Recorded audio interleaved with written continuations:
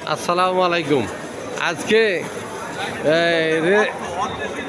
Kamalapur rail স্টেশনে আসলাম, যাব জয়দেবপুর। আসিয়ে দেখে হঠাৎ সাংবাদিকেরা এখানে, তো শুনতেছি সাংবাদিকের ভাইয়ের কাছে থাকি শুনতেছি যে এখানে হরতাল। হ্যাঁ ভাই, কি নিয়ে আপনারা ইয়ে করতেছেন, সাংবাদিকতা করতেছেন? এই যে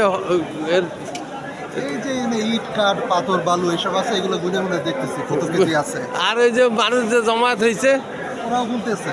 হ্যাঁ, ওরা ইট গুনতেছে, ইট গুনতেছে। হ্যাঁ ভাই। তো বাংলাদেশের মানুষ এই সাংবাদিক লেভেলেরা সবাই যদি ইট বালু ওই বাতাবি লেবু কতটুকু হয়েছে এগুলো দেখতেছে, এইগুলো দেখতেছে। ফোটা বাইরে হয়, এগুলো দেখতেছে। কিন্তু কষ্ট করেন তো আপনারা সাংবাদিকেরা, কিন্তু ওই যে সন্ত্রাসীরাও আপনাকে ধরে, পুলিশেরাও ধরে, রাজনীতিবিদেরাও ধরে, কাজ ফায়দা হাসিল করার পরে আপনাদেরকে নাকের ডগায়।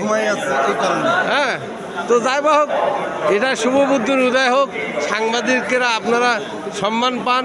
আমি এটা চাই, ইঞ্জিনিয়ার সাইফুল ইসলাম।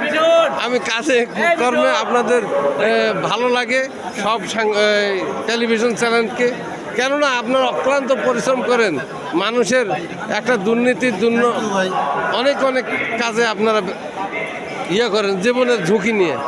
এই জন্য ধন্যবাদ। আসসালামু আলাইকুম।